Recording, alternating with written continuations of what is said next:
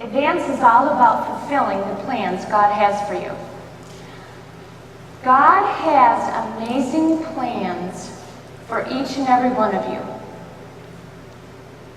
Specific plans, not generalized plans, but specific. And until you really understand how valuable you are, until you are confident in your worth to Him, you're not going to be able to fulfill the plans He has for you. You may be able to gut it out for a while and go oh so far, but you won't be able to fulfill all the plans He has for you. You won't be able to run the race with endurance. What plans does God have in store for you?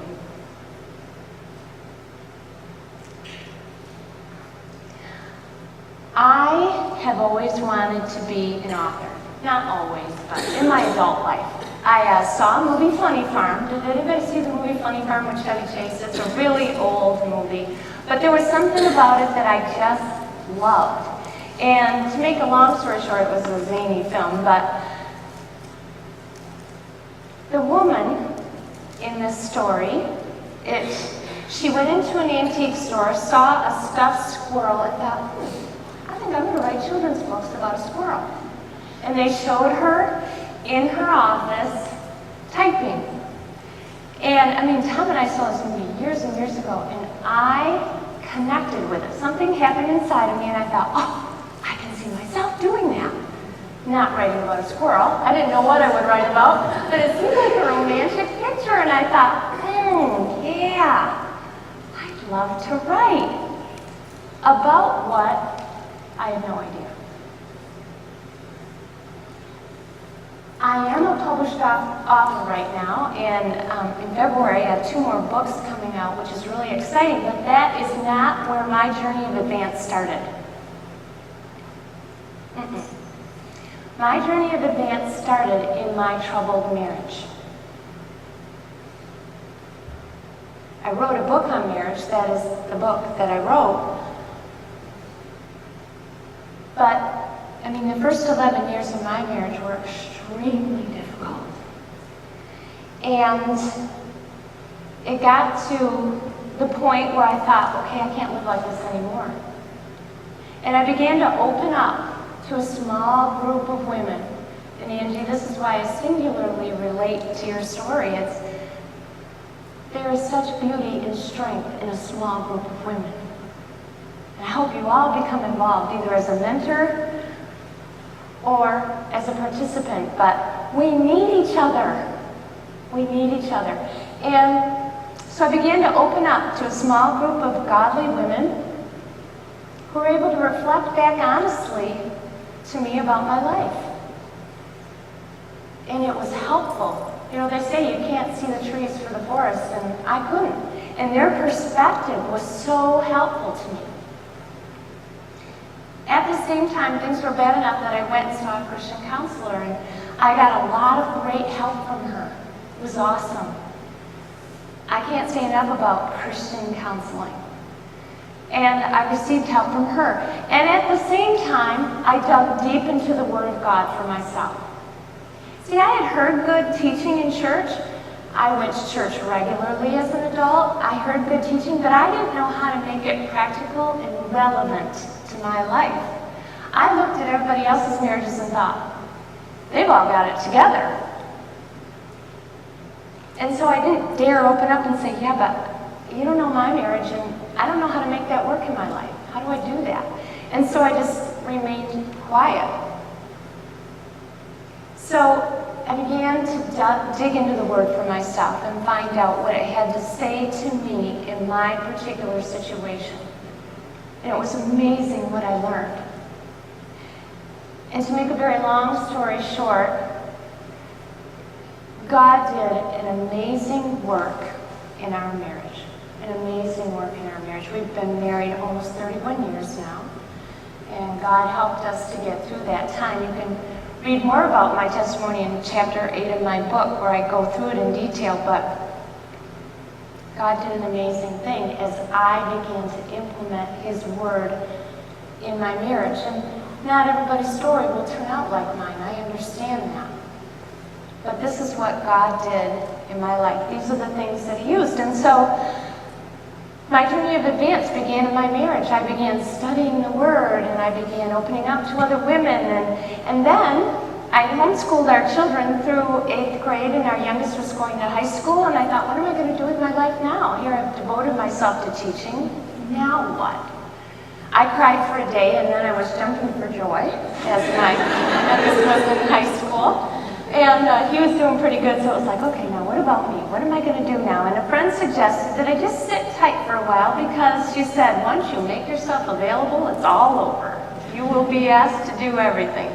And so she said, just pray about what to do. And I thought, okay, well, where's God done the most in my life? I mean, what has he done? Well, he's done a huge thing in my life as a wife and in our marriage. And I thought, okay. So I volunteered to give my testimony to my women's ministry leader at church. And she said, well, let me just think about where I want to use you. And pretty soon I was teaching in church. Then other churches asked me to come teach. Then I started this ministry for wives so that they could meet in small groups that have been such a key for the encouragement and support that enabled me to walk through a very difficult time in life. And I found myself in my office typing a curriculum for wives. So, what does that mean to you? You have to ask yourself 2 questions when considering what it is that God has for you to do. Where is he calling you? Once you change the way you think about yourself, once you see yourself in his eyes, then he'll show you what to do. What is it? Well, what is in your own backyard to do? What is there right in front of you that needs doing? Maybe you have a struggling marriage like I did. Maybe you have kids that struggle. Maybe there's a lot of single moms in your neighborhood that are struggling. Maybe there's unemployment issues surrounding you. There's a lot of that going on right now. And what is God calling you to do that's right in front of you to do right now? The second thing I want you to ask yourself is, what are you passionate about? What are you so excited about that it's hard to keep quiet? And then I want to ask you, what giftings has God given you specifically? What has he given you? And you know, God is such a God of order and magnificence that all of these things work together. They work together and they fit perfectly. And as you take one step and then another, you're going to be amazed at how a series of small steps will bring you to an amazing place.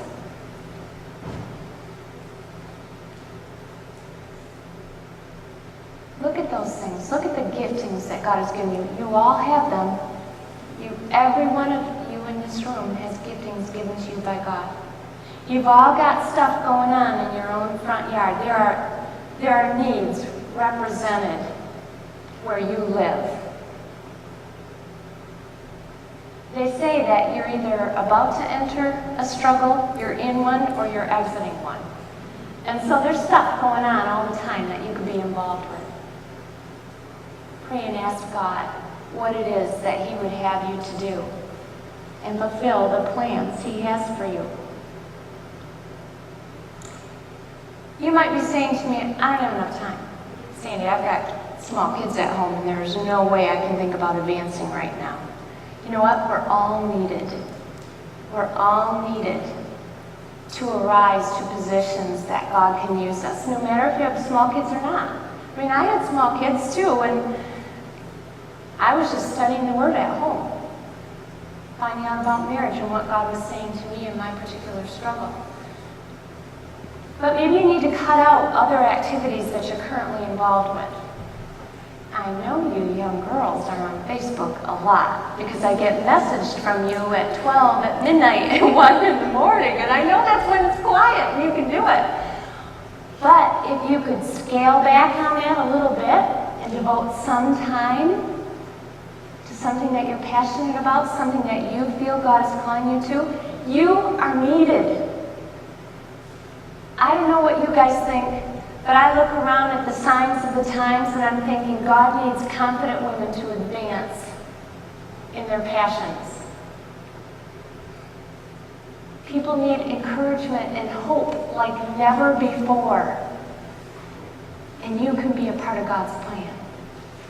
He has something for you, and it's there now. We just have to open our eyes and be still long enough to ask Him what it is, and then to, one step at a time, start walking it out.